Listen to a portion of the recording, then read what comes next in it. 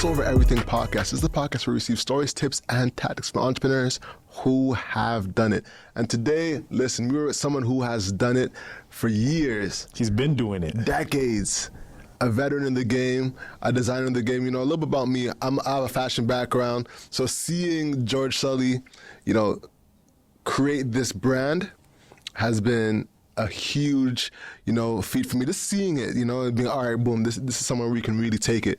You know, I was interning at Got Style years ago, and I'll never forget, something told me to remember this moment. And some guy walks in, and I'm in the corner just working away, typing away, writing blog articles at this time. And this guy says, yo, I had to deal with winners and got like 5 figures off of it. And I was like, did I just hear? What was that? Your head turned like an owl. The head turned like an owl. You know what I'm saying? Like owls. Most definitely. You know, sir. So, you know, I'm really pleased to have this gentleman here with us to talk about his journey building multiple brands. Not one, not two, multiple brands, and getting them into the biggest stores in the country, you know, and just paving the way for more designers, especially black designers in Canada, you know. So, George Sully, welcome to the show, man. Happy to be Yes, sir, here. man. Happy to Appreciate be here. it, man. Yes, sir, yes, sir. Absolutely. Happy to be here, guys. I want to get into, and this is the first time I'm going to onboard the audience into exactly what you've done. You know what I'm saying? Sure. So for people who don't know, could you give people a 1-minute summation on everything you've done? Not everything you've done, sorry. Everything you're currently doing. Currently doing. Well, currently, I have a few brands that I go in between, and it's House of Hayla, which is a women's brand, women's shoes and accessories, and then I have Sully and Son, which is a men's brand, unisex as well. You know what I mean? Unisex as well, which is sneakers and accessories. And between that, keeps me busy and you know, just keeps the stores fed. You know what I mean? And as well, I like to call myself a multidisciplinary designer. So there's a few things I do in a few spaces, right? So I'll do some influencing for different businesses. And I mean, just, you know, I hate using the word influencer, but like, you know, a lot of different, like a Patron or Grey Gooses and or I did a collaboration with eBay, a sneaker collaboration with eBay. And it keeps me busy and like, you know, it keeps me busy and just keeps me sharp, right? Keeps me sharp. And that's the most important thing, you know, to keep on keeping it sharp, because there's always things that in the end will come to pass. Like there's opportunity that's always coming. Absolutely. And you always have to be ready. Yeah. So you always have to be sharp. So it's not enough to just practice what you know best. It's just kind of like trying out different things that, believe it or not, you know, we've been pretty much prepared for. It's just kind of like, you know, not being afraid to actually go out there and just strike and execute. I think I don't look at myself as a follower. I look at myself as definitely a leader, and I'm not afraid to go out there and You're a trailblazer. You know, absolutely, I'm not afraid. Yeah. So once you're getting started, like let's take it back a little bit. Sure. You know, give the audience like your early roots. Sure. You're into music. You're a DJ. Then you got into fashion, but one of your main inspirations was Diddy. And Diddy's one of my favorite entrepreneurs as well, too. Like, just the way he blends things and brings it into culture. What are some things that stick out to you that Diddy has done in his career that was just like, damn, well, you like, know what? This is what I want to do, too? I think that, you know, where Diddy's concerned and where I kind of came to, because actually, before DJing was just a little later, right? So first and foremost, it was producing. It's producing, Producing house and hip hop. I actually have. I'm like Forrest Gump. There's a lot of layers, but definitely I have records. I have production credits on you know, like on a DL Incognito, you know, certain records and so Absolutely, so on and so forth. Yeah. But for me, it was just one of those things that, like, as the music progressed and as the music started to go, so did technology, and Napster came into play. I know this is throwing it back, and this is dating myself a long time, but Napster was the first system of taking music and taking it and streaming it for free. That was the platform. Even before LimeWire? Even before, well, I don't know. Maybe. I think we got to Napster first. LimeWire might have been there, Right? But we were on Napster Right. first, Right. and then Absolutely. LimeWire came, and Absolutely. we all moved to LimeWire after Absolutely. that. And not to say that I was going to make it and become a multimillionaire in my music. I'm not saying that much. I'm just saying there was still the studios and there was still the money to pay, and there was like you weren't getting it for free. Like I remember producing records at Metalworks. Metalworks at the time was a state-of-the-art music studio in Mississauga, and like the motherboard, like the board went from this chair to the end of the room, like the board itself, like it was state-of-the-art, and we were paying this money, but we weren't seeing nothing come out of it already because we were just struggling artists. But then somebody coming in and say, hey, check this out, now it's just going to be for free. So personally for me, it's not like it hit 2 weeks later, but it was just the idea of where music was going and streaming in my brain. I'm like, you know what? I want to pivot, but now what do I do? And then there comes Diddy. There comes Diddy out of nowhere. Mr. Bad Boy. Mr. Bad Boy, Mr. Shiny Suit. You know what I mean? Coming and saying, hey, I love fashion. I love music. I'm going to just put it together. And I'm just like, that's dope, because guess what? I know all the community in hip hop. I know all the community in the house, and the drum and bass at the time was popping, and all the rave. Like I knew everybody, I knew all the players. So I said to myself, you know what? I'm gonna take my friends, and I've always dabbled in fashion. We all have, Yes. right? And just as Black people in general, we got that swag. We got that natural, flair. We got that natural flair. It's nothing for us to. It just oozes out of us. Absolutely, it's Yeah, not like yeah. it was. I had to you know what I mean? Like rocket science is kind of like, you know what? I like this type of mark. I like this type of logo branding on a shirt. Nice color, nice fit. We were doing that for everybody else, anyways. So then thinking something for yourself, it just came second nature. Yes. So I'm like, you know what? Let me put together, and this is where the first levels of me understanding marketing and putting it to work.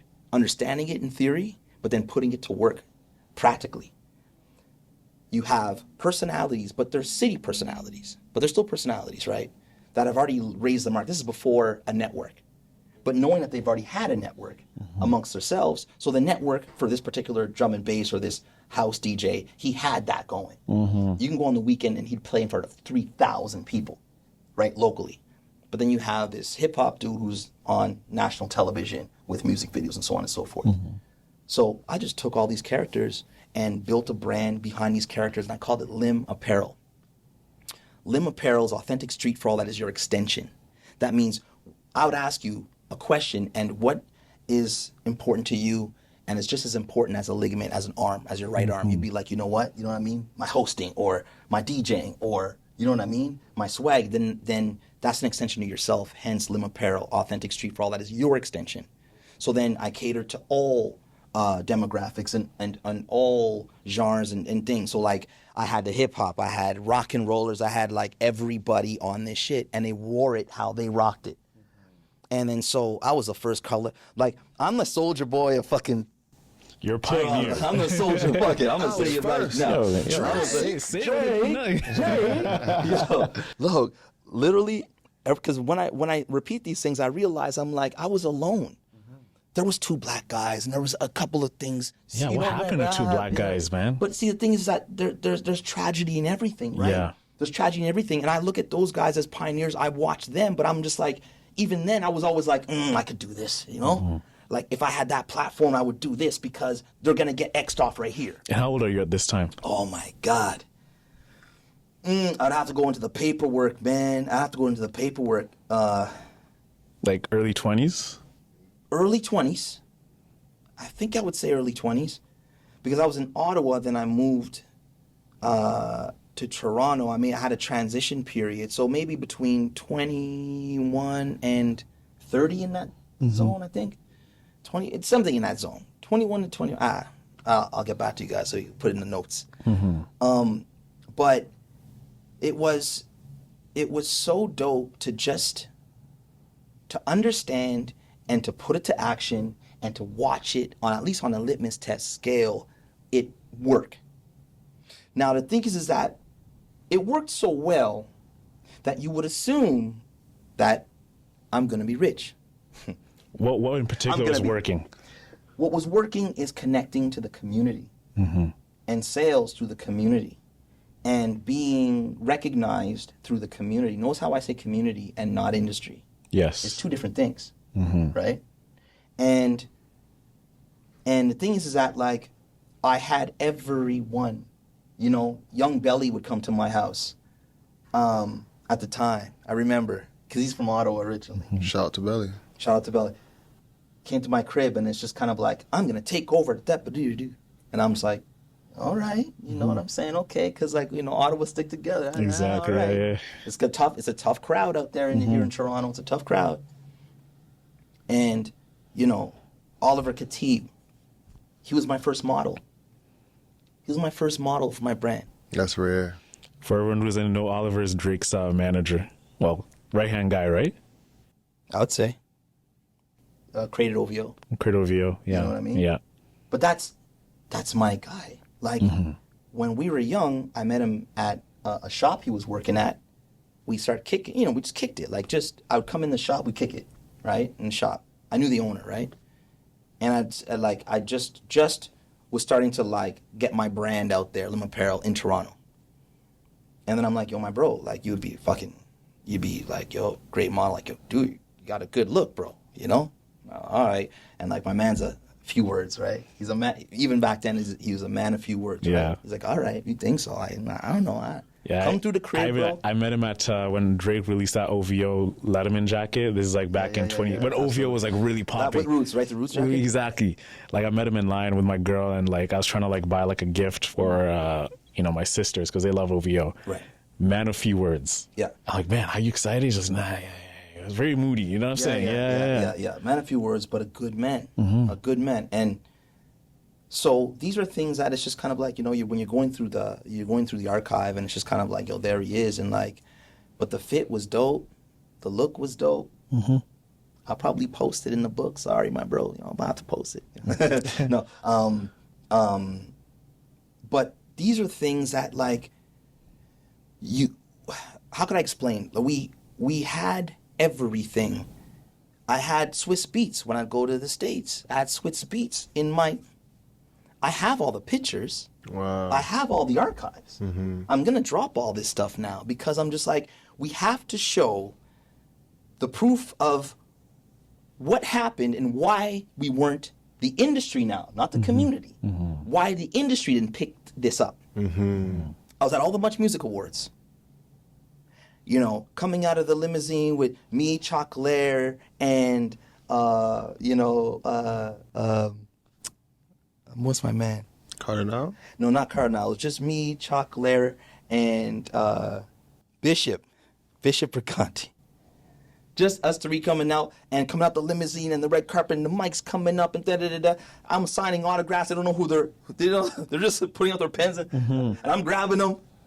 I'm signing, but they don't know who I am. Yeah. They just want someone famous. You think there's someone famous? Yeah. But I was all in the right places. Yes. Doing all the right things. And then to add insult to injury, here comes Athlete's World.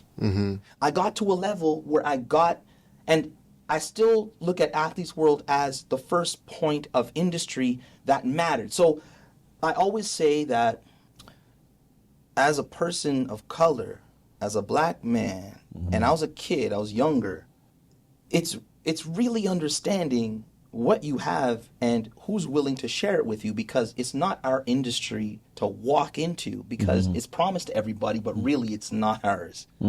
Because we would be given equal rights to the table, right? We're not.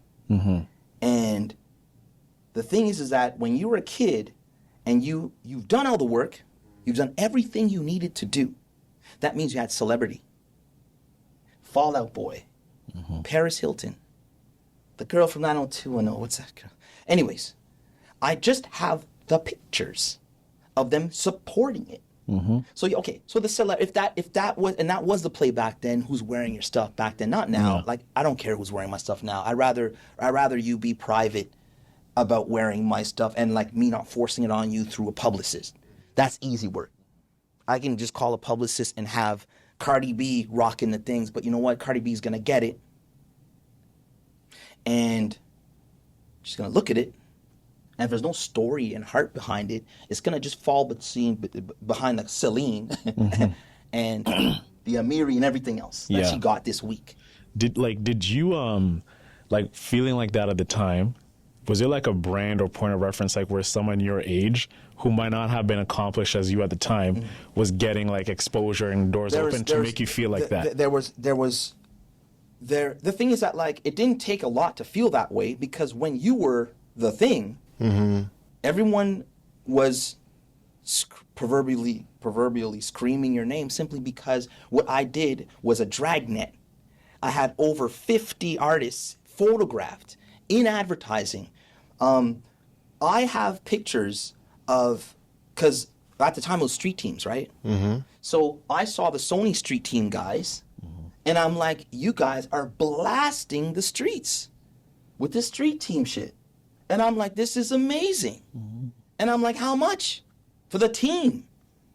Let me take the Sony team. Don't tell Sony, don't tell Universal, don't. Let me pay you to do that, because I had the stacks of prints and posters and the whole shit. So I have pictures which I would be arrested for how we marketed this thing. I'd be arrested because I have images of like the Much Music building. In every post we had like tape. I had tape that was monikered Lim Apparel, all the way down the like packing tape. Yeah. They would take the packing tape and line it all the way down the center of the sidewalk, splitting people. People would literally psychologically just use it as like a lane. Yeah. But what my street team, at the time it wasn't my street team, but I used them as my street team, they would line the sticker tape super long, but they'd take a X-Acto knife and X-Acto it. That means the cleaners would have to come try to pick up the tape, but they would rip because they X-Actoed it. So you couldn't just peel it like off like okay guys, enough games, let me just clean this up. They couldn't, so they'd leave it there till it just wasted up in water and waste.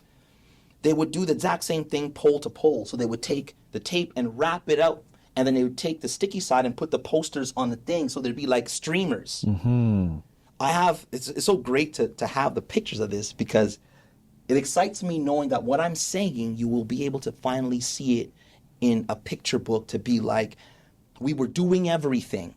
And at one point, like when we're talking about the tipping point, I had many tipping points, but the things that it didn't catch for the only reason is because there was a proverbial glass ceiling that I couldn't penetrate. And if I can't penetrate it, I'm like, I would look at other brands, but there was no other brand that looked like me that penetrated at the time. Glass ceiling bigger than me. There was nobody who just hit the big box stores, for big department stores. That brand, to me, it didn't manifest, because we were at and if somebody did, I would have took their template. I would have said, who's your buyer? Who's your person to get into that situation? But I'm here sitting there and like having all the opportunities and having all the things. We were in the MMVA gift lounges. We're in the MMVA gift lounges, but guess what? I have video footage of Golden Globes, a Golden Globes gift lounge party. And it's like, hi, welcome to the Golden Globes, and this is what we have today. And they're all sitting down in a group, and they're all American stylists, and there's my product. Boom, cameos of like Lim Apparel. And that's the problem. So I can keep on going and telling you how much we deserved it, but the quality was there in the product as well. So, okay, celebrity. Okay, now television. Coverage. Celebrity and personalities local. So I had the local thing, the local love thing. I didn't like leave them behind, right? And so these are things that start manifesting. When you put that all together like one big ball of energy and say, then what happened? The only thing I needed left was support from not the community, the industry. And I didn't get it. And you can say we live in Canada and the whole thing, and you could just put it aside and say, okay, it's what it is, but you can't say it, because if you say it, that means it's out there, and if it's out there, the last smidgen of opportunity left will be taken from you, because they're waiting for you to blame it on them to say that it's racism, it's systemic racism. Because the minute it comes out of your mouth and you're one person, You get X'd out of the last. Oh, there. So you said it. And because it's plausible denial, like there's more on this side than your one side, that means they're like, okay, see that guy? The best way to eliminate him is to just make a group and saying, oh, he's calling us racist, so nobody let him in. Yeah. Even though they weren't going to do that in the first place. But to get rid of the last guy, it's easy said, right? And that's why, fast forward all this time. Okay, so then, of course, Lim Apparel, right? I'm like, okay, I'm a tourist, right? So I'm telling you guys this story this way. But when I'm in my place and I'm growing, I'm doing this business stuff, dude, I didn't do the cry for me and raise any. I said, you know what? I'm going to try something different. I'm going to do one, and it'll be bigger, and it'll be better, and we'll see. So, Lim Apparel, after Lim, I think it was Sully Wong. George Sully, Henry Wong. And as Lim Apparel was going, I had the connections. I was going to Magic every 6 months. What's Magic? Magic is a international trade show held in Vegas. We were going to Vegas before anybody knew what that thing was in the thing. And Vegas was where everybody was. And like Diddy would be there. Like at the time, in those times, like we're talking about 2005, 2006, 2007. Magic had like the north section, and it was a floor that went on forever at this convention center. And it was every major hip hop brand you know and love at the time. And everybody was really there. So, you know what I mean? Mark Echo was there at the Echo booth, and Diddy had like a 2-floor booth, but he was there at the top with doing the shiny suit dance, the whole thing. Sean John was there Sean too. John, everybody was there. Like Dame, all these Dame, guys. like I got pictures with, you say Dame? Yeah. I have a picture of me and Dame just like, I'm like Kicking this. it. He kicking it head to head, like head to head. Me, like, it's just, you're going to laugh because I'm going to send you these things and you're going to laugh your head off because, you know, Will.i.am, Ray J, you know, like all these, like anybody who's doing anything. And Ray J, you know, started a long time ago, but he finally hit, right? He's been at this for a long time. But he's been at it for a long time. So I bring him up only because it's kind of like, there's people you can clown, but there's people that in the background have been fighting to get into position. And he's been fighting for a long time. And I know that because I was there at these times. There's a lot of us that was fighting. And even in those times, in those places, it's kind of like Diddy still had a glass ceiling. Do you understand me? Because if you're thinking like, oh, but George is just, maybe it's just you and not everybody else. But when you look at different levels, Diddy wasn't being let into fashion shows. He said, you know what, at one point, you know what, my money is just going to out black me. I'm going to make, I'm going to like almost kind of sun people in places that you cannot go. You know what? I'm going to just force myself and force them. Brute force To give me that front row seat beside Anna Wintour. And I don't, you know, hell or high water. You guys don't want me here, but check this out. I have so much money now that I'm going to put myself here just to lay face because guess what? He really belonged there like I belonged in department stores because I was ready for it and I was able to factor my orders like anybody's ready to do anything that has excellence or has the might and or the volume and or the production and or anything. You belong where you need to be to do what you do. And I say that it's deserving because it's just the right thing to do, to put somebody not ahead of anybody but in place to I use race. I use like a race, like a track race. We don't need any advancement. We just need to line up and give them an opportunity to race with everybody else. It's based off merit. It's based off merit, whether I win or lose, but let me do that. And I'm not a charity case. I don't need the charity, but I need to be able to give me a slot. I'm deserving of, like Diddy was deserving of a slot.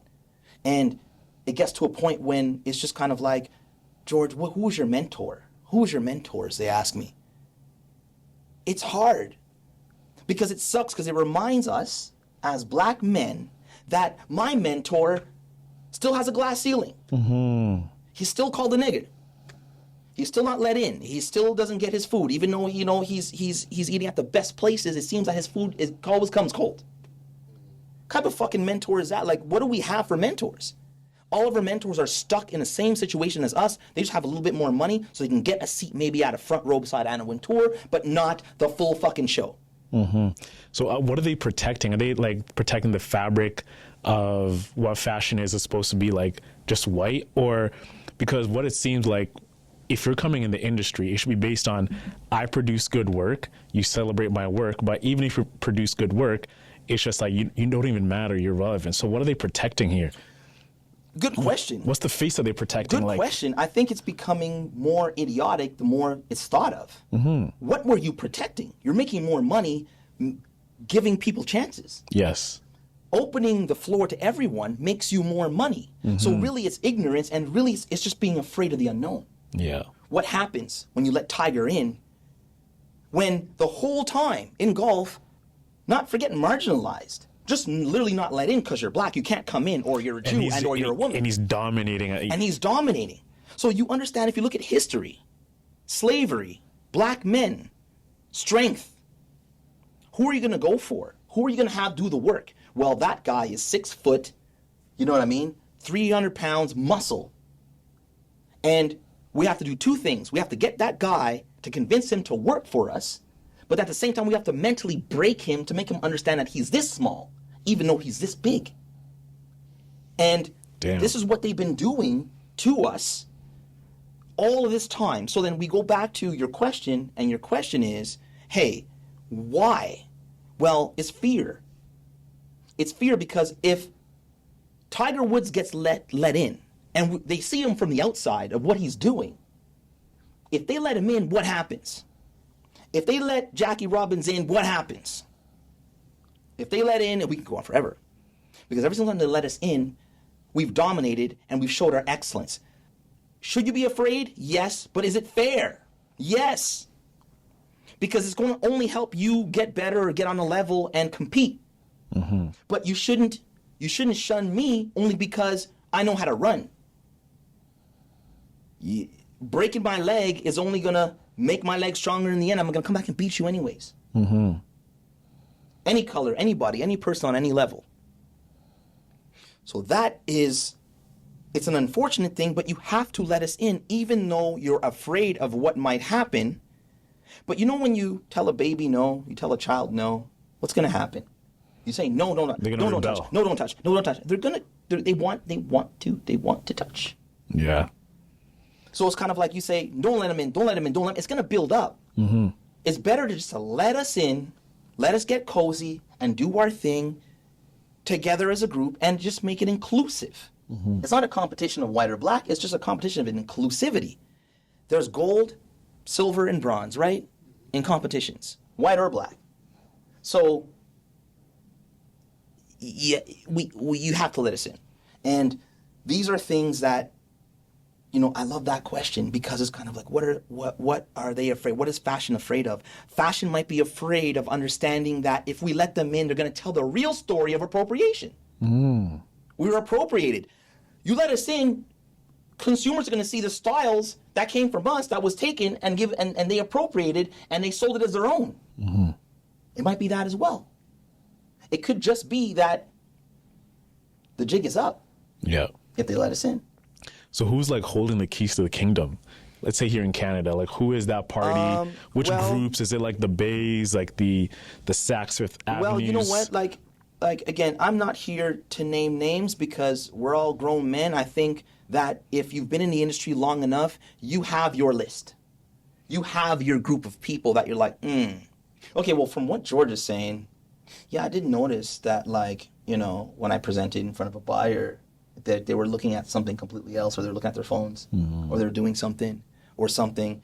You will have that in you. I'm just having, this is what coming from my experience. And my experience says that the keys are everyone's holding a little bit of the keys, everybody. Press, stylists, photographers, wholesalers, retail stores. Everyone's holding their own keys. And everybody uses their doors differently. Some open up to a door to a little opportunity. Some give you a big opportunity. Some just leave it completely closed because they just don't want anything to do with you. They just don't want it. And so if a person of color doesn't get any press, the press doesn't come for them because the press already has their list of who they're going to go to. And it doesn't matter what they create, because in my experience, if you create a t-shirt, if I create a t-shirt with one like a red bar across it, doesn't say Supreme, but just a red bar across it. And if I look the part, that red bar is going to look like art. It's a little prestige. It's going to look prestige. If I do it, man, why don't you put some more thing into it? It's just a red bar. If you come back, we might have budget for your red bar, but this season, I'm sorry, we can't take it. And you go away. When that happens to us as black designers over and over again, you start at your 20, then you're 25, and when you're 27, your red bar turns into leather goods. It turns into Italian made. It turns into the stitching and the leather and the microfibers, all these things, all the quality, the laces, the wax laces, everything you asked for, the Margome soles. And it's still not enough. And now you're 27. You were 21 and you were doing dope shit. Now you're 27. Now, the thing is that for my experience, I'm a Taurus, I keep going. I've always, I'm talking for myself now. Personally, for myself, I've always lived good life. I've always made good money simply because no matter what you do to hold somebody like my personality down, I figure out a way. Mm-hmm. Excellence shines through any box, through any hole. Mm-hmm. It shines. And just those beams of light that was coming out of a dark box trying to lock me in, like I'm some hero trying to get out the, trying to get out the thing. This energy has always just kept me fed enough because even a smidgen of my light made this much money. Mm-hmm. Good enough. Is that right though? It ain't right. That means I'm working twice as hard, 3 times as hard for the same result somebody else, the same opportunity of privilege gets. It's not fair. And anybody listening to me right now, understand at wherever level that they are, mm-hmm. they get a chance to see what fair looks like, because now there's a clear difference after Canada has admitted to systemic racism and ownership of racism, and they've accepted this. Now a designer says, and now it's out in the open, and we're having these discussions now out in the open. What happens is now the designer can be like, or goes to a buyer and whatever, and can look at them in the face and be like, well, from what George says, it looks like I did my checklist. And I have the right product, and I have the right look. My lookbooks are up to date. My Excel sheets, my line sheets are up to date. Everything is tight. I look good, smell good, and my product is shining like a diamond, and it's comparable to what you have in your store, but better. And if you're not let in at the time, and you're in on season, at the time you're at the meeting where they have flush budget, mm-hmm. and you don't get in, at least you have a something as a marker to say, okay, now this is post after everything has happened, opportunities are here, and you could ask them why and what and get a real explanation, because before they didn't give you one, they didn't have to. You're just one little island, and the minute they let you out that door, nobody knows what happened. And nobody cares because they don't have to care. They could just whittle away. Now they have to care. Yeah. Even though they might not even want to buy you. But the thing is that if you are prepared and you have your line sheets and you have your product, it's all cellophane wrapped and ready to go, then whether they want it or not, they're taking it. It's who's left, who's prepared. Mm-hmm. This is what hurts, because there's a lot of brands. I'm fine.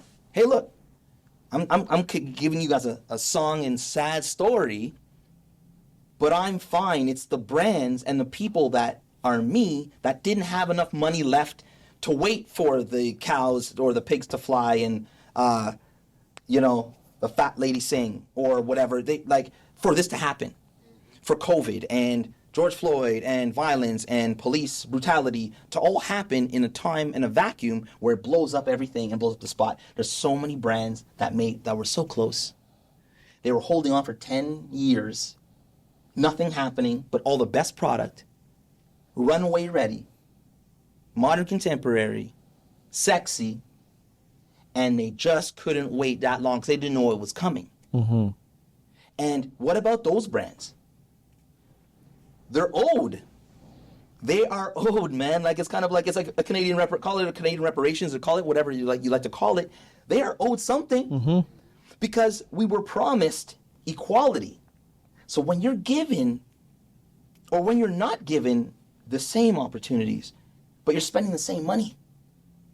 We're talking about children, mothers, designers. We're talking about fathers. We're talking about families. Like at first, you had all the time in the world because you're coupled up and you have no children, and you have a brand, and you got the money you needed. And you're going hard. You're going as hard as you can in that pocket of time when that's your pocket.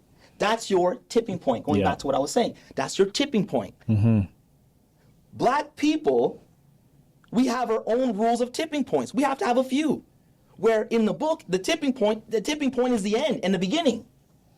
It's the apex. It's the I did this and then this happens. Yes. But for us, you do this and then nothing. And you're mind fucked because you're like, it can only leave you PTSD when you're older. And like the thing is, you're excelling each and every single time for years. For years. Man, that can like really mess you up. It like can really. You get like, am I a fraud? Yeah, absolutely. Absolutely. And speaking on imposter syndrome, personally for myself, it's the opposite. I fucking always known I belonged in a room. You know you're a G. I've always known. Yeah. The last thing I'm thinking is imposter syndrome because I've done everything and I matched it up against the people that I'm supposed to be racing of if they let me race. But I'm on the sidelines watching and saying, hey, I know he won, but my shit's better than that guy who won, but they're not letting me race. So I have to be a spectator. But imposter syndrome, and I could almost believe for most black people, imposter syndrome is the last thing we're thinking. We're actually just on the outside looking in saying we actually are the ones that belong in this room.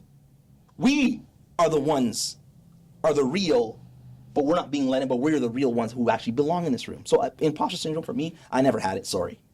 I never felt it like in a bone in my body because I haven't had a square job or worked for somebody else since I was 18 years old. And I have all the cars, I have the homes, I have the things, I have the toys, I have all these things. And I have all these things with my arms tied behind my back. That's what I can do with my arms tied behind my back. So if you let me remove that strain, then what happens? Tiger Woods. I'm a Tiger Woods your industry. We will Tiger Woods your industry, but you know what? There are others. That's the thing. When you get used to Tiger Woods, you understand that, you know what? He'll have his bad day, and then somebody else can ding.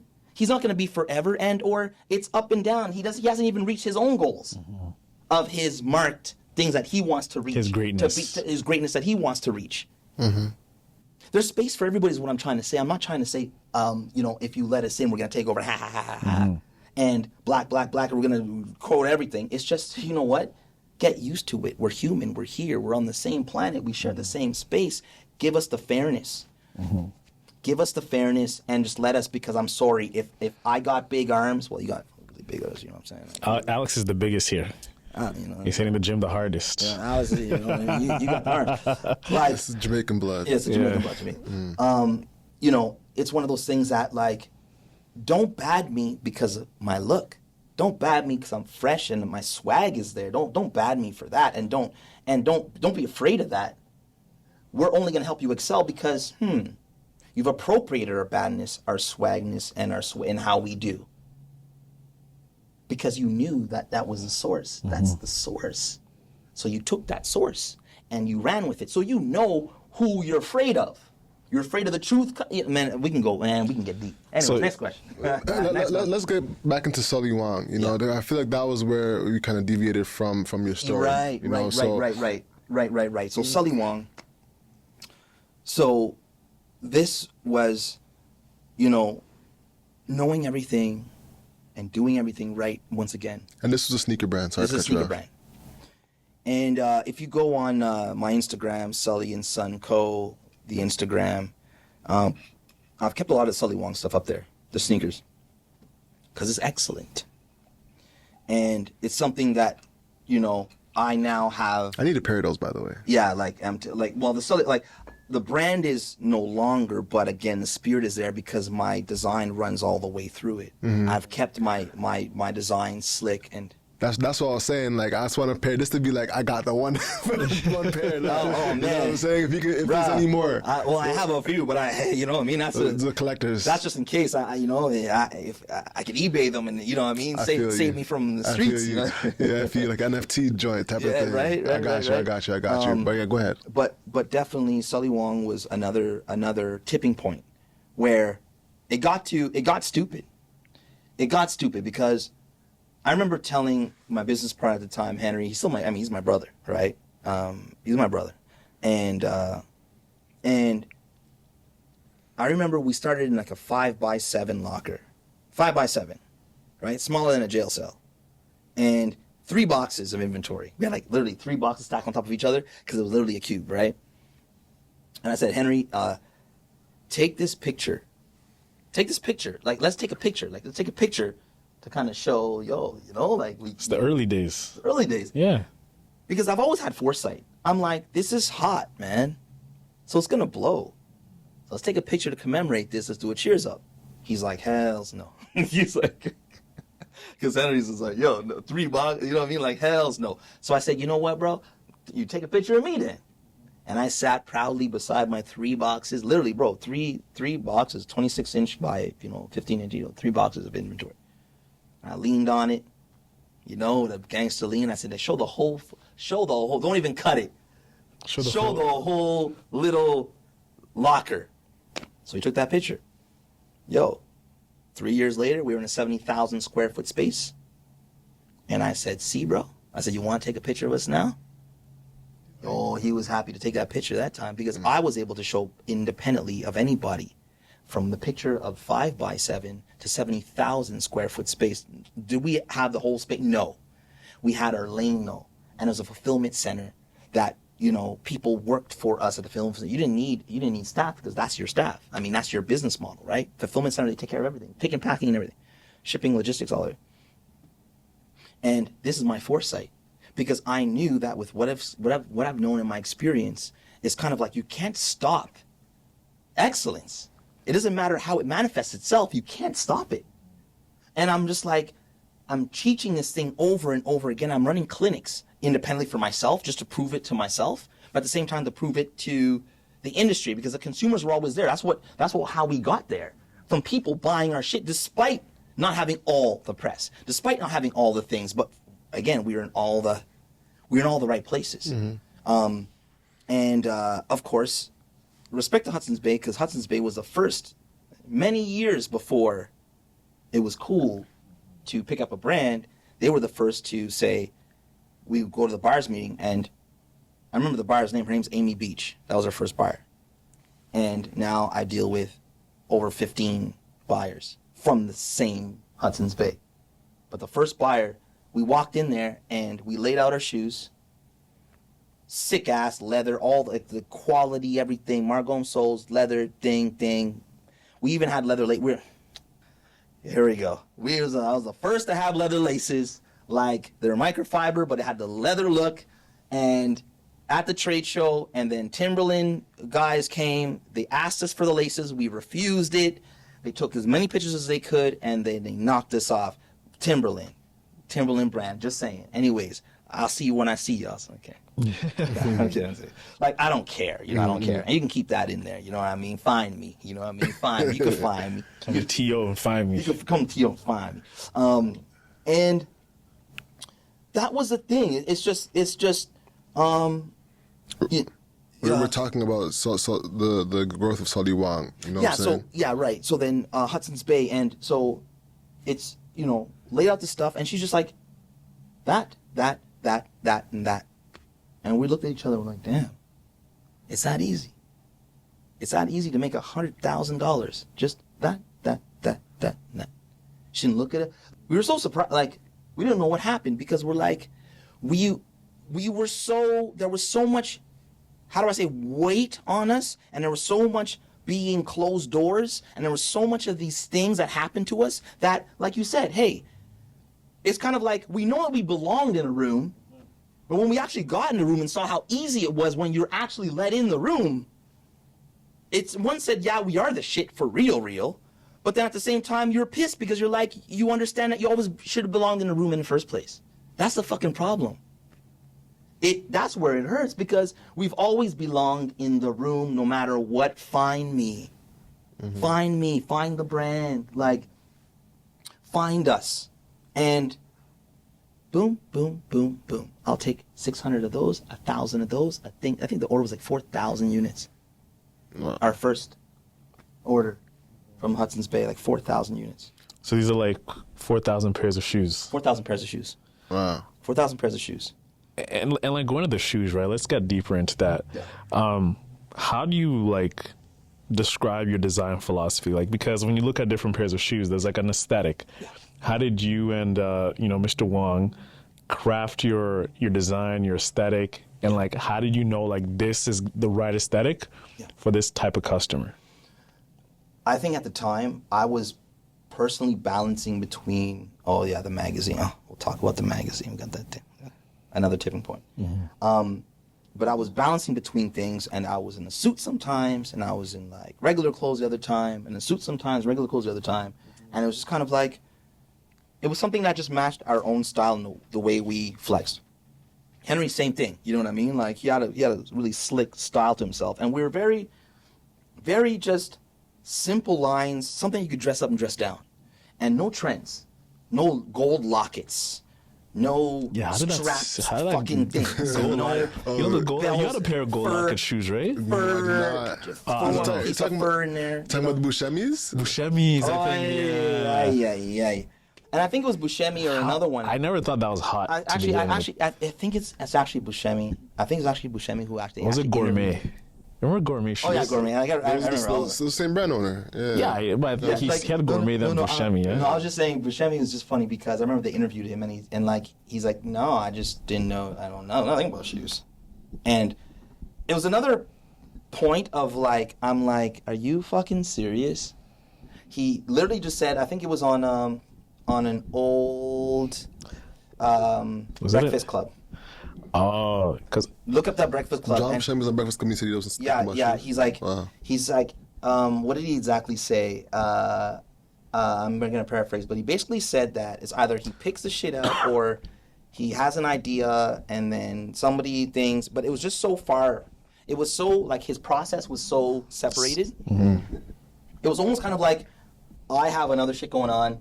I'm privileged. I got money. I have a situation. Fuck it. I want to get into shoes. Cool name. Buscemi Italiano, put it out there, and then boom. It blows up. And I'm just like, yeah, shit, I could make a shoe in my sleep with my sewing machine and put them on and walk out of frame. But I always look at these situations and say, you know what? Like, there's a lot of politics and different things. Mm-hmm. There's a lot of different things, whatever, whatnot. It's not always about race. It's not always about whatever, whatnot. But, like, these are the things that when you're grinding so hard at such a level, and then you look at, I don't even know. I just... Yeah, he was like, I watched a couple of interviews because when I was doing streetwear at the time, I used to watch like karmaloop.com videos. Like they used to like run all of those, right? You just went there. Yeah, right? Like Casbar, whatever they used to call it. Casbar, right? Yeah, Casbar. Exactly. So I was trying to get into that Casbar thing they started because I was like printing tees and I came across Buscemi. He was eating at a restaurant outside of this interview. Very casual. Yeah. The way he speaks about the shoes, like, yeah, just like shoes and, just yeah, like he didn't care, like he didn't have a care, like it's just, and even for him, I think if he even looks back at his own tapes, he would be like, oh shit. Wow. Because like, I just looked like exactly like what you don't want to see make it. You don't want to see privilege just walk on people's shit. Nah, but he said that he cared because he was saying that he used to work at DC and then he started Gourmet as like an ode to some of the retro J's, and then from that I think that Nike sued him so he couldn't launch the Gourmet. And then I'm going to even reference that thing. If I swear it's Buscemi, I swear it's him, right? Like he has kind of buzz cut. He had like a bit of a beard. It's him. Big white dude. It's him. And trust me, look at that thing again because it doesn't matter if you worked for DC. It doesn't matter if you XYZ. It matters what was your involvement. Mm-hmm. Because when I started as designing when I was young, I just naturally thought you did the graphics. You did the photography. You did the videography. You made the shoe.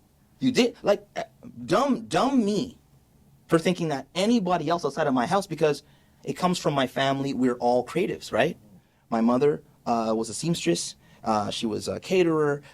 She was a painter. And my father was a jewelry designer, jewelry maker. And my brother was an illustrator. My sister was a voiceover artist. My brother Al, a writer, furniture maker. Bro, I grew up in a life. I just watched all types of shit happen in front of me, and I'm just like, thanks, man. I'm getting all these traits and all these disciplines, and I'm thinking, when I broke my bike, I fixed it. When I broke my thing, I just took wood and I took my dad's tools and things. You grow up thinking that everybody is like you. So you're like, oh man, you have a shoe line? So the way you're looking at it is you're looking at it a certain way. The way I'm looking at it, I'm looking at Buscemi or anybody saying, holy shit. I'm naive though, right? It's just I didn't know.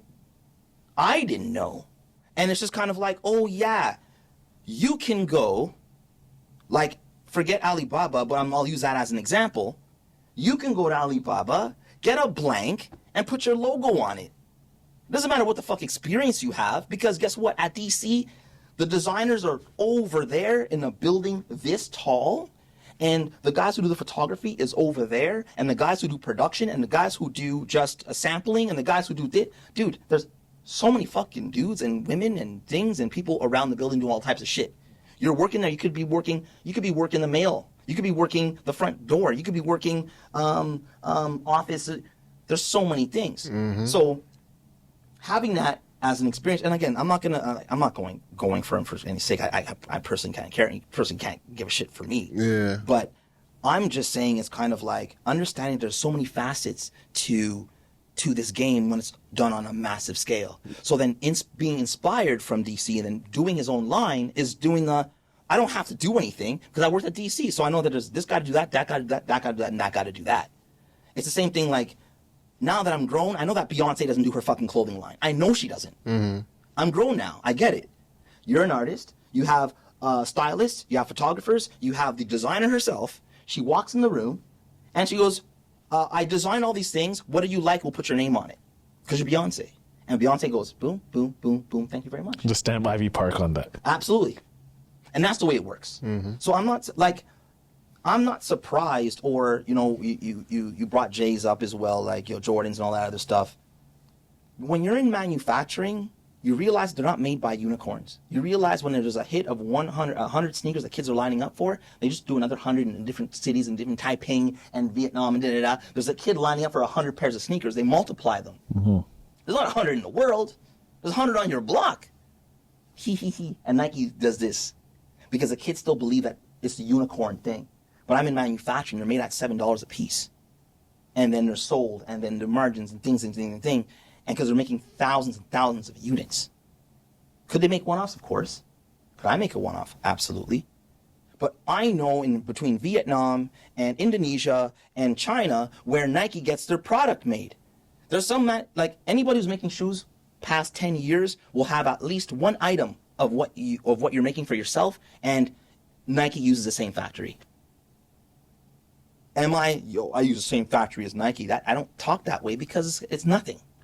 Everybody Who cares? Who cares? Because like everyone's sharing the same shit. It just happens that Nike orders 10 billion and you are ordering your 5 to 10,000, and that's the difference.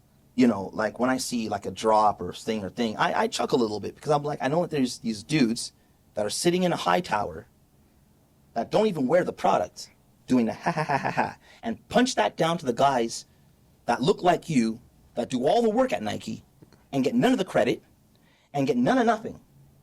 And the drop happens, and a whole thing of culture is made up like it's ours. But if you look at the top 6 executives at Nike, they don't look like you, my brother. Nope. They don't look like you. They don't look like you either. Just after June 2020, they peppered. Because I remember I took a screen grab. When this was all happening, I took a screen grab because I'm like, they're coming for Nike. And I'm like, I know why. Because on the website, there are literally their heads in these oval circles, like old school. Like, if you go to Nike, the website right now. Like the corporate? The corporate. Like, I don't know if they still have it, but they had it at the time. This was like 2 years ago. But they were like, oh, and it wasn't changed for a long time. If they changed it, it's because change had to come, because the top 6 executives, and it was only the 6 on the page, and they're an oval shaped. So is retro. it like a Twitter ad or something like that? No, it's on their website. It's like their corporate, like on their corporate Nike website. Yeah. Okay. And I'm like, wow, it's a reminder that these kids don't like, but we're more aware of what's happening now. We're very aware of what's happening now and who's pushing, or back to your question an hour ago, your question about who's pushing the strings and who's playing these things. And I just want us as black people just not to get played as much as play the game with them. Have kids line up for your shit instead of lining up for theirs. I'll line up for a black person's sneaker, but I can't line up for something that I know the truth of the matter. I'm not saying again, not Nike. Again, Nike does not care for me. I look at the camera like the thing is that, like, they just don't. And because you're not a threat? I'm not anything to them because they're not looking at me as the P in this market.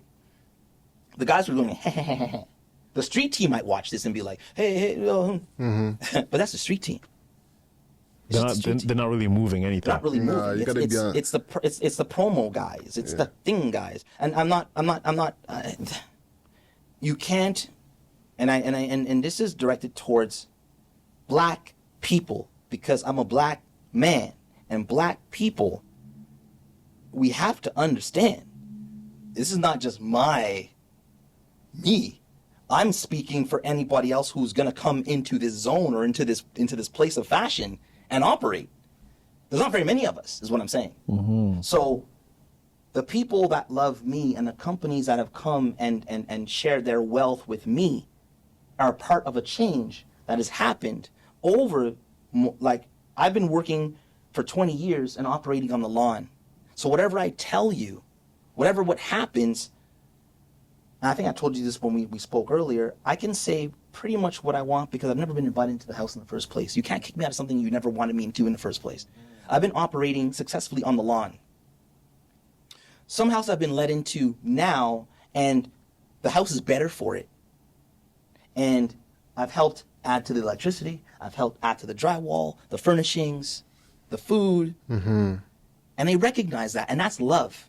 So this interviews and any interviews or any podcast that I do, I want to say that there is more than light at the end of the fucking tunnel, because it's been a fucking tunnel of complete darkness for a long time. There is light. There needs to be more light.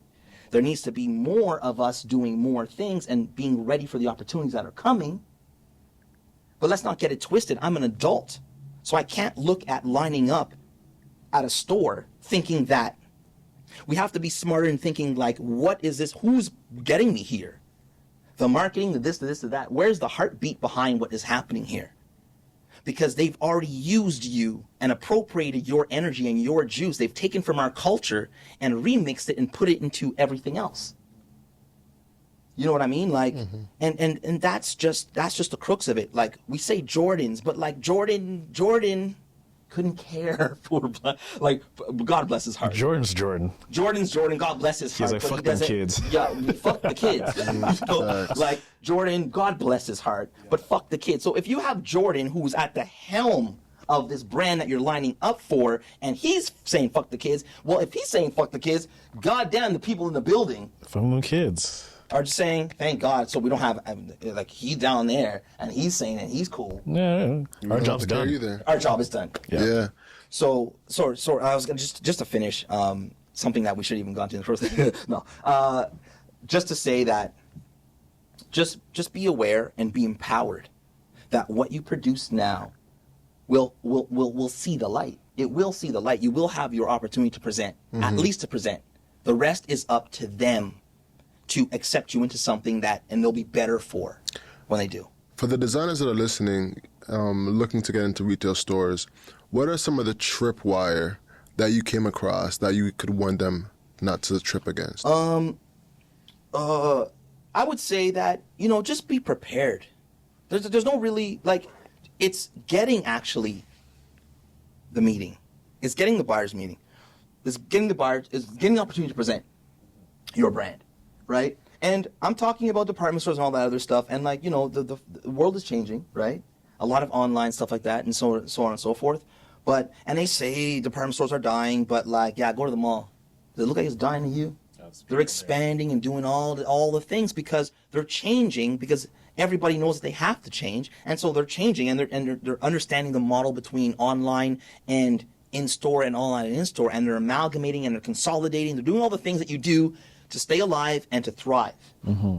So till department stores completely die, I suggest you at least inquire, you know, see about it. And if you get that meeting, for sure, just don't waste anybody's time. Understand that, you know, they're going to be big units, and the last thing you want to do is embarrass yourself and give them an excuse to never invite you back, right? So for these younger brands, like, let's say, you know, we start a brand, yeah. We have like $200,000 in sales a year. Yeah.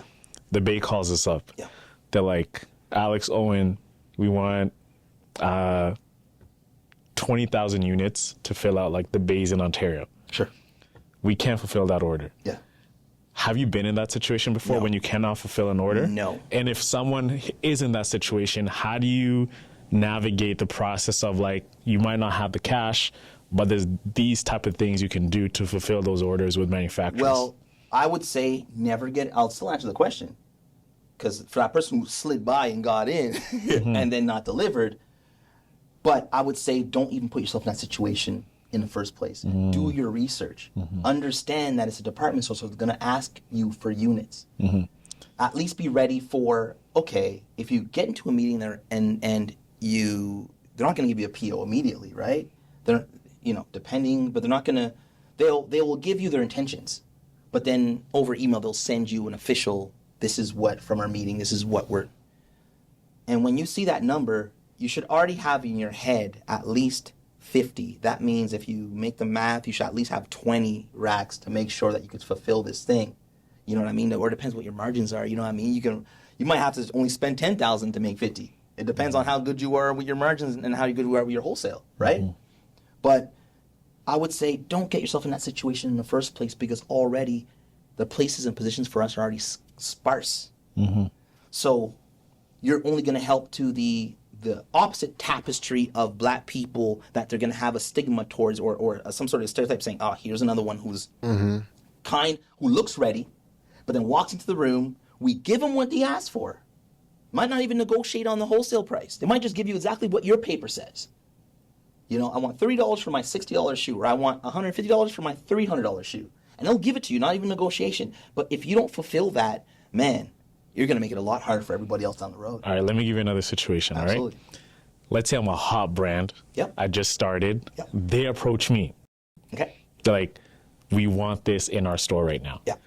And there's no way I can do it, but they're pressing me that we're seeing this move like hotcakes. Yeah. How do you go about that if, like, the demand is... That's a way better question and more productive question, because we just don't want anybody born in the last position. definitely don't. But that, absolutely, what you do is, and I have some people at TD actually that can, and I bring that up only because these positions are brand new to us now at mm-hmm. the banks, where they'll have a designated person who can understand and identify to what we're been asking for, but we haven't been able to find from a bank. Mm-hmm. And that's understanding at the same time. Finance and understanding. Two things that don't blend at the bank. Mm-hmm. Finance and understanding. We have that, at least with TD. So that's why I'm promoting TD. Go to TD. You know, let's open up Wednesdays. Don't sit in the green chair. Should have been a green chair. But some of the Camisea will tell you and will sit you down and give you what was the person's name? Her name's Camisea. That's hilarious. I have a friend named shout out to Candice. She was a Hustle of Everything alumni. But I was amazing. It's interesting. Go ahead. Shout continue. out to her too. Mm-hmm. But just to say, like, when you know you have that, what you can do is you could take that PO, you could bring it to the bank, and then you could factor out against it. That means basically you're saying, hey, it's almost kind of like dude, it's kind of like like here it is. Here's the proof of this order. It's signed and it's monikered the Bay or XYZ, a department store. You take it to the bank, and you should, in a perfect world, without even a comisia or anybody. Problem being, in the past, it was good for some, but others skeptical. That's been the problem. Again, these are things that are not erected out of just because of anger or spite or whatever. I'm a businessman, so I get it. I take it on the chin and move on, right? You can see the passion in my voice, of course. 'Cause I mean, I've been an entrepreneur for all my life, so I speak a certain way. But in the end, I'm a businessman, and I do business, and I move on, right? But in this case, absolutely, you should be able to take that PO and bring it to the bank, and they'll factor against it. They might take a little off the top, but they'll give you that short-term loan for the order, and that's what's called factoring. So you could do. There's loan sharks out there that will do it too. There's like literally people that will. They're in the business of factoring orders. They're in the business of taking your PO and giving you, but sometimes they give you like cut rates, like really bad rates. So that's what you do, because if you're hot and you're selling your young brand and they want you, that's a good position to be in. Because then you could negotiate on your wholesale, and like they won't really take too much chunks out of you, right? So, yeah. Gotcha. Yeah. We just shout out some fashion designers that we love. You know what I'm saying? Who has your eye right now? Well, my mandate and my position, I guess, talking about Black Designers of Canada. Most definitely. We should get into that. Yeah. The reason why I started Black Designers of Canada is simply because there was too much talk of the few. Who's your top thing? Who's your best? Who's your number? I say those names, and then they fly. I created Black Designers of Canada because there's so many. And so I don't speak of the few. You go to the site where there's hundreds. Equally, you decide who's your favorite, because I actually made you a directory now. If you didn't know, now you know, right? And that's the most important thing, because I remember being interviewed, I think it was at Breakfast Television, it was just one of those, the CTV, Toronto or whatever, and they asked me, so George, with the website, ding-a-ding, the website, what is, like, so tell me your, and I'm just like, you can see a little bit of anger in my face. Yeah. So I'm like, the whole point is never doing this again. Right? And you're asking because I get why you're asking. You know what I mean? I get why you're asking. Yeah, we're having a conversation. Right, we're having a conversation. But like at the time I was so freshly on this, I'm here to finally have a place where we are all equally distributed in a place where I want you to choose yours. But you didn't have, before you're, I know my cousin, my sister friend things, but now you have a place to be like, damn. Oh, damn.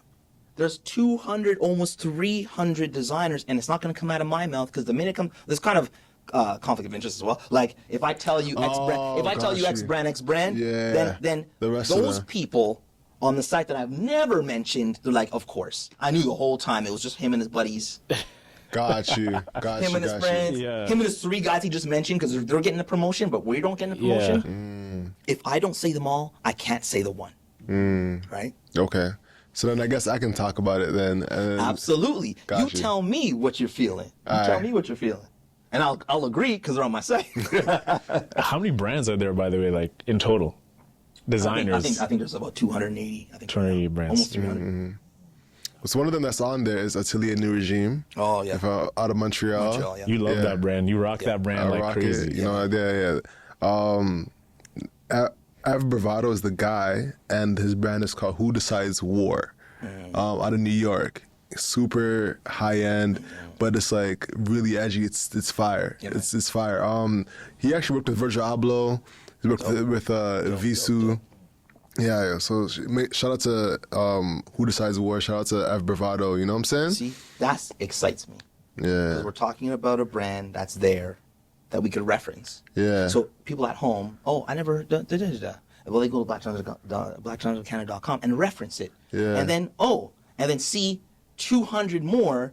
You might know 50. You might know less, or you might know more. But You don't know all 280. No, you don't. So, like, you can get started and just enjoy the discovery black process. people. It's like excellence, Wikipedia. Black excellence. You go like down that rabbit hole. Absolutely. Yeah. And it's an amazing thing that you would think that was already there for us. You think that it would be done from our own community, leaders, people. I show up and I do it in like 2 months' time on pretty much my own money and donations from GoFundMe. You know what I mean? No grants, no governments, no red tape. Just something that needed to be done so we can be uplifted. And I look at it as I was one person before. I was one individual screaming out my lungs, but nobody's listening because they don't have to listen. Or I'm the angry black guy complaining that nobody wants my brand. Poor me. I have a shitty brand and nobody wants me. You know what I mean? And starting Black Designers of Canada, it gave me soldiers, right? It gave me people to say, well, if you believe what I believe and you believe you're dope but you've been marginalized all this time. Yeah. Well, guess what? You too. Well, let's march together because now I'm screaming with 200 other people. That's loud. And I famously say now on all my podcast interviews that we broke what it is of what fashion was. We broke that in half. Because what they used to say is that we are only the few. And what's the big deal? So if there's only a few of us, what are you complaining about? It's really you, and it's because your brand is not to par. It's not to standard, and that's why you're not in. And then I turn around and say, okay, maybe you're right, but let me just see how many really we are, because I know we're more than 10 of what you're saying. And surprise, surprise, we're by the hundreds, and we're the thousands, to be honest. It's just they haven't found me yet, or they haven't found the site yet. Yeah. And they're doing whatever they're doing, and that's okay. You will find us because you'll understand that the people on the site right now, they're getting picked up by movies, they're getting photography jobs, they're getting pulled with stylists, they're getting into stores. You got 15% pledge. Shout out to Aurora James. Started the 15% pledge, and the pledge is basically saying that we're deserving, if we are 15% of the commerce, of the actual money coming in, then we should at least have 15% on the shelf of black or BIPOC brands. Let's talk about like recognition from like our industry standpoint. Sure. You got recognized a few times like by like the major awards. Does Black Designer of Canada have like its own awards recognition side of things? Yes, we do, and that's a great question. We're gonna have this is gonna be 3 hour long, Yeah. but that's okay. I know, and I'm sorry, guys, but it's gonna be long. No, you guys can cut it down. Actually, but my thing is that yes, we do, and I had to make a statement, a strong statement, because already making Black Designers of Canada was a statement in itself. But then I'm like, well, if there's a couple of award shows that we have in this country, and we're, it is what it is. It's like a peppered designer here or there will win something. I'm like, I created some sort of a ripple, like a ripple, because it's kind of like it was easy to select the few before. But here, George comes with his bright ideas and uncovers 300 more. And now what do? Because there's an influx, and we can't blame it, and we can't say that they're like all athleisure and they're all like jogging pants. There's people that needed to be recognized over years. So I decided, I said, you know what? I'm going to dish out, like, at the time there's 180 designers. I gave out like 140 awards. Shout out to Gareth Seltzer. He helped in helping me materialize and manifest the awards. And again, what do you do? What do you do with 140 people that are deserving, beyond deserving? You give them an award because I'm like, you know what? It's acknowledgement. You have to be like, we have to start somewhere and acknowledging what the fuck the truth is in the situation. And the other 40, I'm like, nobody ever came back to me and said, how come I didn't get one? They understood that there's a criteria. Excellence in photography, excellence in e-commerce, excellence in website design. There were some criteria. And if you were on the site and you didn't meet that, then you knew that, okay, you know what? I know what to do to get one the next year. Or I know what to do to think, because this is not Oprah Winfrey, everybody gets one. It's not a charity case. You get one. You get this ain't that. Yeah. There's an excellence, because you know what? Then those people, there's a beautiful product coming out of these designers. There's a beautiful product and there's beautiful things coming out from them, and they needed that. And then the next year, just 25. And the next year might be 3. Because I made a point, like the dominance got that. And I'm going to bring it down to a point where it's kind of like everybody on the site, we're probably going to end up making like a huge event yearly to have everybody come together and network. Because more important than the awards was a statement to say, you know what? Nobody's giving you one, but you will get recognized. Somebody was thinking about you in your community. And I'm like, we didn't have an award show. We just told the people, you know what, just on the day, here's like a marker. On the day, you'll have your award a couple of days before. On the day, just announce yourself. Put your award out there, tag. You'll be in the tags, and we'll repost and retag your information, and just introduce yourself to Canada. I was stunned. People were crying. People were giving long speeches to their phone, and I'm just like, it struck me hard, because I'm just like, is this what we are? All of Canada and Black people. This is all we got. This is what I'm a designer. I have a lot to do. I work really hard, and how am I doing this with my own money, my own financing, my own thing, to hold a whole community on my back? It's another story. Another story about certain gatekeepers in the Black community. Grants and all that other stuff, the government and all that other stuff. I just wonder, where was everybody? Where is everybody still till today? And I'll keep giving like anybody who comes to the site who's brand new, I'm still looking at them and saying, you know what? I want to make sure that they feel some sort of acknowledgement if they're deserving of, and because the next thing is not just giving them something, it's putting them in a position of power and presenting them to opportunities that I've already had, right? I'm already doing it. I've already done it. Yeah. I'm turning companies into $5,000 a week, a month, to $100,000 a PO. I'm doing it. So it ain't just talk. I'm making it happen. But how did you feel like when you got the wave of support, attention during the George Floyd death period, like where you were actually getting like that attention? Before you weren't, but now, oh my God, George Sully. Absolutely. Talk about that. It's great, obviously. At the same time, you realize you're in a position where they put you in front as some sort of a spokes or talking for. So, you have to hold your PTSD till after the interview. You know what I mean? You have to be poised. Yeah, shout out to T-Rex. Absolutely. Yeah. Absolutely. I mean, we've had our conversations, and I know that he helped me in this process of when I saw him do his thing. We all know, how he expressed himself on live television and how he got really emotional. That affected me and affected a lot of people. I mean, I .com probably Black Designers of Canada the same night or the next day. Because I'm just like, we all got to do something, and we all got to take a risk, and we all got to sacrifice. And he could have just lost his job simply, but that didn't happen. It was the opposite that happened. Why? Because you had no choice. Some people probably wanted to fire him. Still till today, there's people out there in that building. There's a couple of there's a bit of controversy. There was a woman who was crying out saying sexism and so on and so forth, and she used him as an example of saying what he's not deserving of. Wow. Right. Look it up. It's out there. Right. If anyone has deserved it, he's been grinding for years.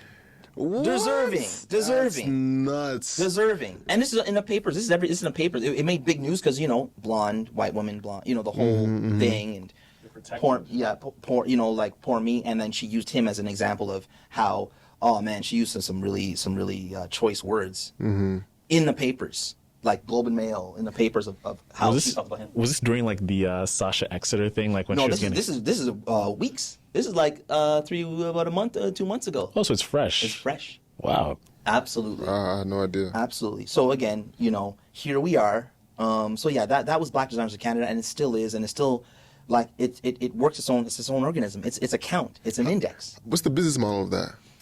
There is no business model. Lovely. And the reason why there's no business model is because I'm not doing personal accounts or refresh your own or do all this stuff, because then I'd have to charge and then get a whole team together.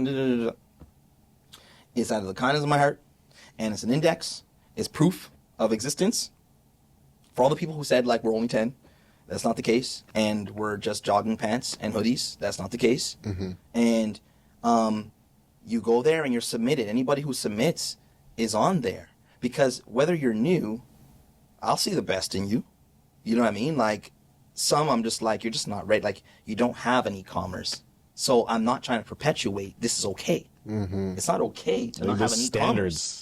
There's standards. So unless there's that, but anything else, you'll be on there. And if you look, you're like, it makes it seem like I'm like just throwing anybody on there. But if you look, man, there's like everybody who's on there deserves to be there and deserves an opportunity to get that acknowledgement, right?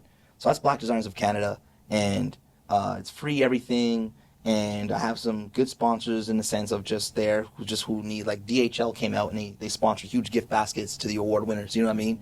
Wine and all types of really great stuff. And eBay came in and they sponsored up like $100 of just a nice eBay card. You can spend $100. And just great people who are here for us. So there's not anti anything. It's just pro us and pro equality for us, for the world that we live in. We live in Canada. We're a minority here in the country, but we are we're a majority in the world. Yeah. You know. Now you're in a particular, unique experience when. Let me rephrase that. You have the unique experience of getting to Harry Rosen. Yeah. One of the top retailers in the country. Yeah. Walk us through your experience there. Harry Rosen. Actually, before you even do that, you should show us what products are in Harry Rosen. Well, this is one of the products of the full collection That's a in Harry sick Rosen. bag. Yeah, this is the Fuka. This is the Fuka bag, and it has like all. Yeah, what's the functionality there? The functionality. I mean, this is your travel. This is like your travel bag. I could right? tell. So it's a travel bag, but it's also a messenger bag where it has the chest harness, which will lock you in whether you're on a bike or motorcycle. I ride a motorcycle, so like I really designed this, for my bike, so to speak. But at the same time, for travel, where you have, you know what I mean, you have your the loop for your carry-on. Your carry-on strap, absolutely. And then for your passport, or just for your passport and hidden stuff that you want to make sure to keep secure.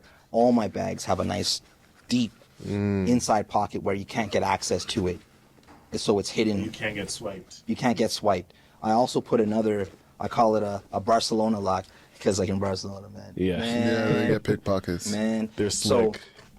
So this looks like just this hole here looks like just for design sake. You know what I mean? It looks like for design sake. But this right here, when you zip it up, you take the end here and you lock it up in here. And it's just for added security. It's for added security, so you can't fiddle with it. You'll know somebody's trying to fiddle with it to try to get access into your bag. You have the 3M tape, so the branding is down there, of course, but it's also 3M tape. Waterproof zippers. There's exterior. This kind of, I call it. Let's open it up here first.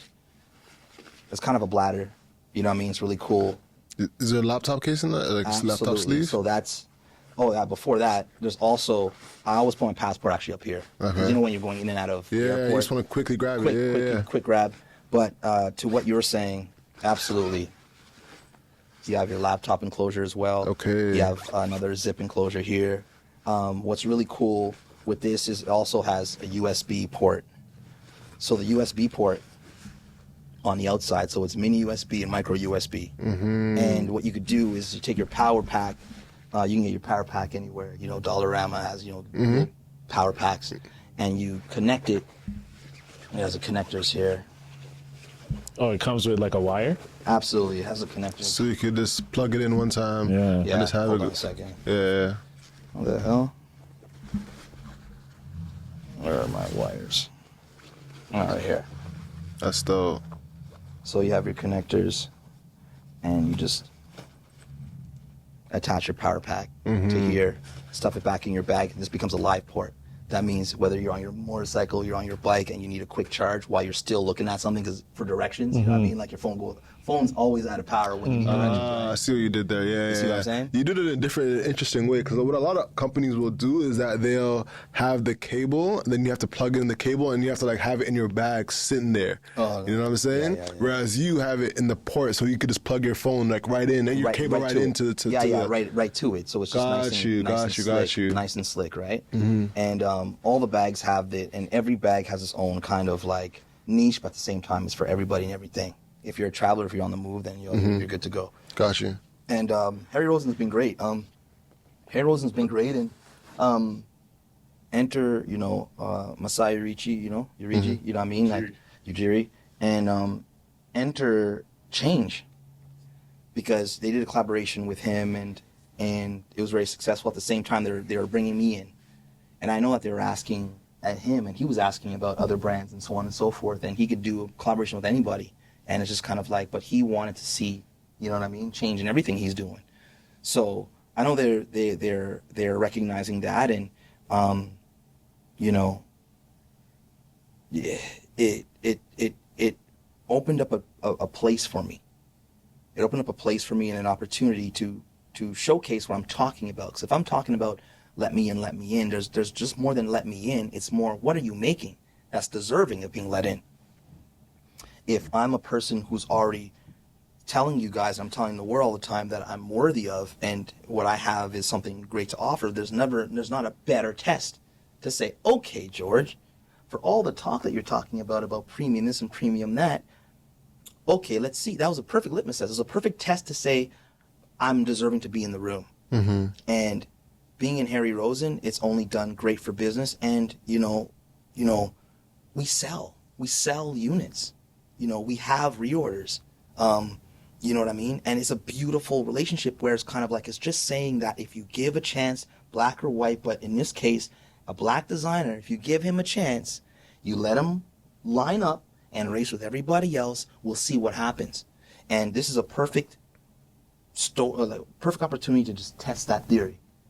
And it's just kind of like, I've always been doing this all my career. I didn't change what I've done to just get these opportunities now. We're talking about, I'm getting the limelight and getting a lot of this now, but the thing is that I've always been operating this way. And if you look back at the catalog, which I'm going to start now really releasing, because the more that I get out there and the more that I'm talking, the more I really want to let people really see what I'm talking about and the relationships that I've built over like 15, 20 years. Yeah. And why I'm still relevant in this place now, right?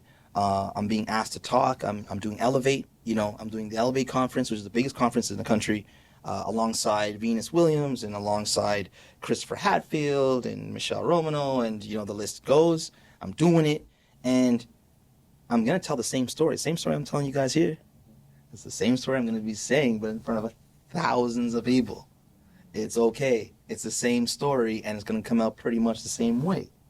Yeah. But everyone is going to look for you to trip and to stumble but in my story, when we're talking about imposter syndrome and how I laid it out, this is proof of I've always belonged in the room. I've always belonged. And I don't feel a ways on who's not ready. Just please make some space in the room. Like, you don't have to leave. Just move over. But you have to let the ones who are ready in, that are deserving to be in. And so shout out to Harry Rosen and shout out to Hudson's Bay, two big companies that not only give the support, but that help me tell the story about what we can do. And it's not just them. Pick your store, you know what I mean? Or pick your poison, whether it's online and so on and so forth. It doesn't have to be a department store. It's been very department store driven, but in no ways I'm saying there's no bad way to execute what you're doing as a business. It's just execute though. Get out there and, you know, stick your hand out, you know what I mean? And shake a hand and do all that other good Kiss things. the babies. Yeah, kiss the babies. So one thing I'm noticing in this conversation, it's like an ongoing theme. It's not about really your ability to build a great, successful brand or make good product. It's more about the mentality that exists within parties that we can't control, right? So we can like grind as hard as we can become successful, but there's just like this mountain that we still need to climb, is like changing the mentality. So for younger designers coming in, they're facing a battle because this is like a historic mindset that even exists outside of fashion. Sure. So how do you go on and be successful even though you know this exists and you can't really change someone's perception of like a black designer? See, the thing is, luckily for us is that the cavalry, so to speak, has come in a sense when you have somebody like LeBron James who says, you know what, I'm going to stop playing basketball.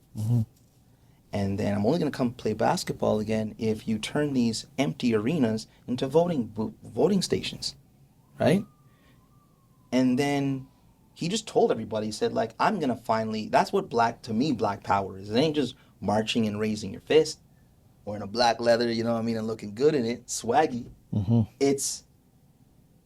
That's black power, using your power and saying, finally, you know what? Whether he knew he wasn't going to get canned for it. He knew he wasn't. This time. 2 years ago, he would have never did it. This time, he knew that he had, just like me, he had an army behind him. We were all waiting for an army. And every lieutenant and every captain and everything started to get the troops going. So LeBron's doing this over here, so-and-so's doing this over here, so-and-so's doing this over here. And it's a tsunami of energy saying, we're not going to take it any longer.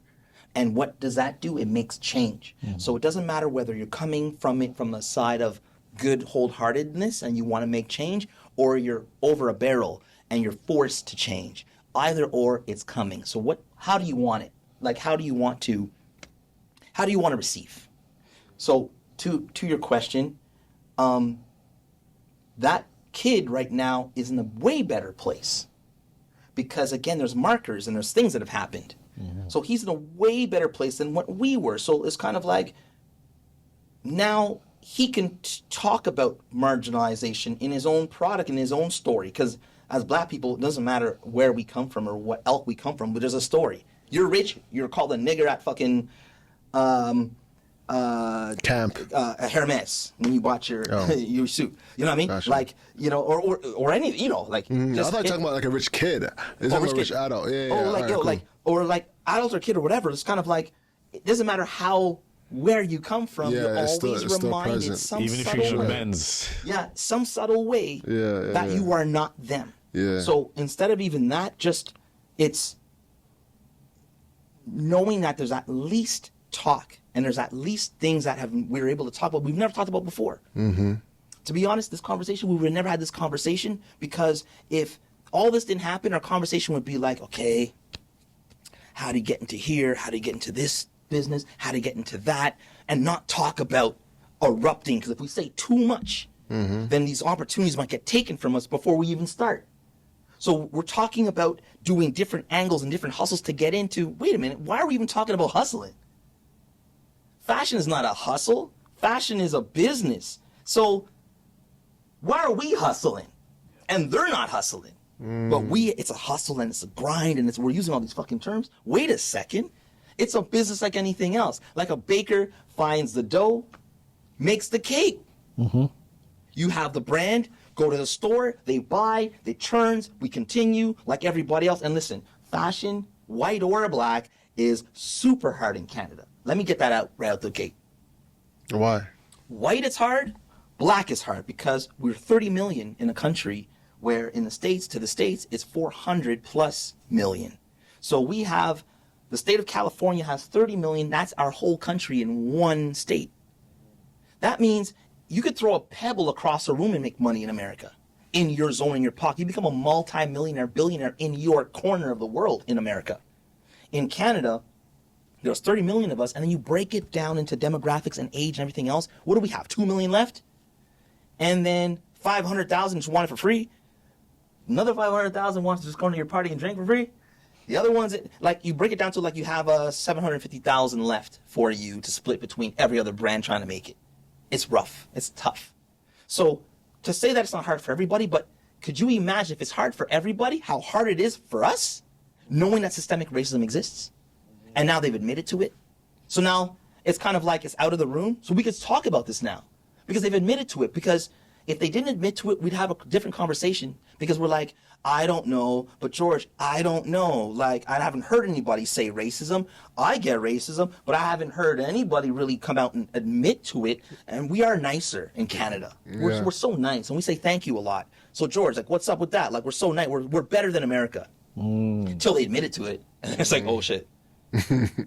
Nigger, being called nigger means just the same, and it hurts just the same that being called a nigger in Kansas than being called a nigger in Ottawa.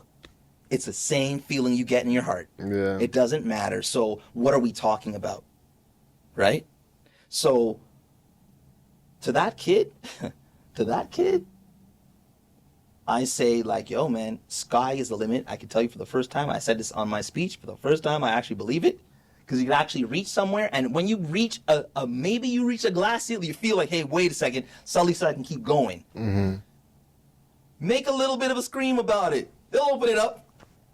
They'll be reminded that you will shut down basketball, that you will do these certain things and all of a sudden, it's opened up again. Because the industry, the monster, the machine that we keep on talking about, they're watching, and they just don't want to get canceled. So you know what? Let them through, man. Like, there's too much things happening in the building today. I see some fire at the bottom. Let them through. And then, surprise, surprise, they're better for it. Do you feel like sometimes it could be like performative on their side? I say I don't care. When does it start? When does it end? When does it begin? So, when do we begin? So, the first corporation that finally says, you know what? We've shut out minorities and BIPOC, anything, LGBTQ community, everybody, for so long, and then finally they get a hint.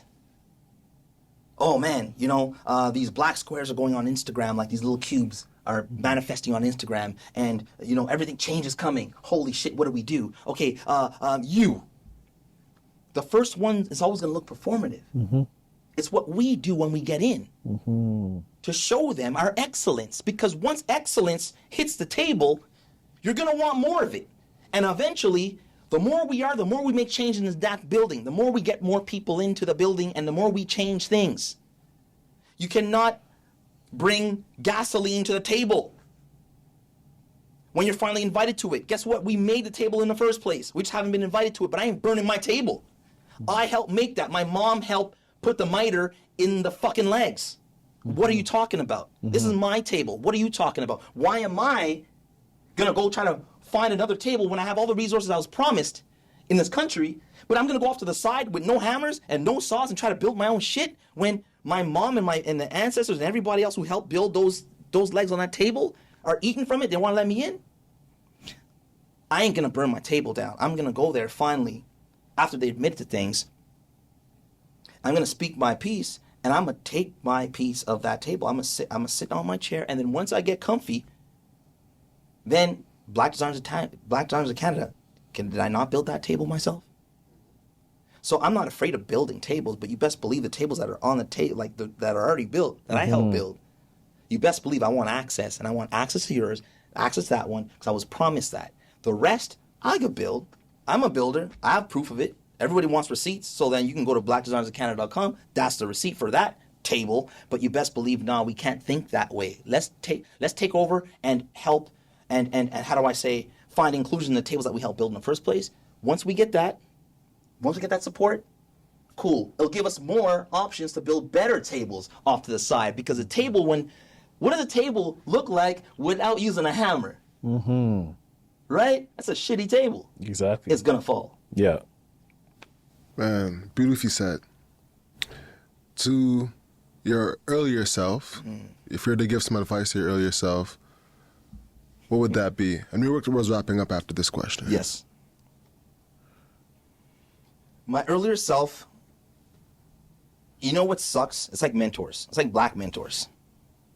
what do you say to your earlier self when you had it all, that you had everything you needed, but the only thing you couldn't change is the fact that the country didn't want your business and didn't know how to celebrate success that looked like you? What do you do then? I would tell my younger self, like, dude, I'm sorry, you don't know this, but you're going to work your ass off, and it doesn't matter what you do. There's a system put in place to keep you out. I'm sorry. Okay, I tell my younger self, okay, build the Black Giants of Canada, or fight the power, or I know you can't do that because my younger self had to wait till my older self to find change. Now, real change in a sense where admitting to it, right? And that's the problem with that question. But I love that question and answering it because I've been asked it before, and I'm just like, I love answering it for people at home to understand that it's just kind of like there's things that you can do and there's other things that you can't control. You can't control systemic racism. Do you think that would motivate him to keep going, or that would motivate him to stop, though? No, they don't have to because that change is already there. You're talking about my younger self. My younger self is just kind of like, my younger self, I put myself back in the time when systemic racism was prevalent and it was deep, and you didn't know where to look because, again, it was so like carbon monoxide. We were suffering, but nobody else could see, smell, or see what was happening to us. That's what systemic racism is. It's a hidden prejudice. It's a hidden thing. So I'd rather be in Georgia and be called a nigger in Alabama because that guy's not a coward. He's calling me a nigger knowing that I'm going to punch him in the face. He's expecting something. But in Canada, the problem is that racism is hidden in the opportunity. So when you don't get the opportunity, you're left saying, maybe it was me. I'm not sure. Maybe it was me. But you know what? That person behind the paper might have already gotten a call from upstairs saying, this is the type of brands we want, or this is the type of look, or this is the type of athlete we're looking for, or this is the type of basketball player we're looking for at this moment. And then it gets passed on to that person who's trying to give you the opportunity, and they look at your name. Have you guys seen that, even in Toronto, what they were doing about rental apartments? No, what happened? Like, it's a lot. It just goes deep, but it's just kind of like our good friend Donald Trump's family used to do. When renting rental apartments, just go through the names. Ahmed Mahar, nope. It was easy. Yeah. And then they would just label that no, kind of like here's the pile, but you know what the labels mean and the things and the little codes mean. They were doing that in Toronto, but everyone's like, oh, that only happens in the States. No, they've been doing it, and that's systemic racism. It's just hidden in the opportunities. So whether how we live or where we work and all these other things, so it's just kind of like. That's my younger self that I'm talking to. I'm talking to my younger self where it was, but this person here listens to this and says, okay, well, he's talking about his younger self, but now he's talking about his older self and where there's change. So my son not going to have a clue what I'm talking about. He's 3. By the time he's old, his class is going to look like him, just a brown. It's just going to be brown. Nobody knows what looks like. The minority is going to be like the kid, like the 1 or 2 white kids left, Ambiguous looking. The ambiguous looking. They're all gonna be ambiguous looking. My son, you don't know whether he's Spanish, whether he's this. He's Persian and Haitian. But you won't get that. You never get that. You'll say, oh, he's everything because you could take your pick. But that's what the world is looking. By the time he gets old, he's not gonna understand what black and white. He's gonna be like, what are you talking about? Racism? What? You couldn't get into where? You couldn't do what? You know, the thing is, 2040. There's a thing called Code 2040 started by Tristan Walker from Bevel. You know the brand Bevel. So he started like a whole initiative about that, like where in year 2040, that's how people are gonna look like. I don't doubt it. It's just the truth of the matter because the demographics and the age and the ages and then people are just doing their thing. So yeah, like it's a great question, and it's just kind of like I'd like to answer it nice and deep so people to understand. It's just kind of like sometimes your younger self didn't need anything. Damn. He didn't need anything, my younger self. In this case, he just didn't. And the only thing I can do is speak my truth, but then thank God I have the receipts. Cause like, if I couldn't reference anything I was saying, it'd be a fucking saga story, man. It'd be like a saga, like a TV movie, but like just at the end, it's kind of based on a kind of true story. Yeah. Like this is just true story, but I got it the might receipts. be true. Yeah, it might be true. Yeah. And thing, but I have the receipts for it, and I can't wait to share it with you guys because there's a lot. Yeah. There's a lot. And yeah, this is us, man. This is us. Most definitely. Before you get out of here, do you want to show us your shoes? You know, we have a lot of things we could easily quickly show you, show the people. You know what I'm Speaking saying? of my son, he has his own collection. This is amazing. Yeah, My yeah. son's own collection is actually at the Bay. You know what I mean? He just found that out when we were out the Bay. You know, This is like I have my own collection of the. That's a That's flex. you know, baller. That's a he big actually flex. found that like, yo, he's like, Daddy, my shoe. Like we're at the well, I did it on purpose. You know, I walked him by, you know, and like he's every day he sees his shoes every day. They're on a nice shelf. Mm-hmm. Daddy, my shoe. Dada, my shoes. And I'm like, yeah, man. Yeah, my brother, your shoes are. And then that's when I give him a nice explanation of what it is. Because he needs to see and feel everything. And then you give the explanation and he locks it in. You know what I mean?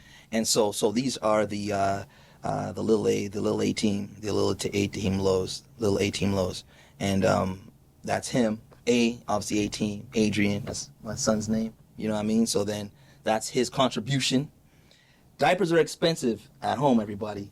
So get your 3-year-old to start a business immediately. Straight from the womb. Straight from the womb, immediately. You know what I'm saying? And what I'm wearing today are the Legacy ones.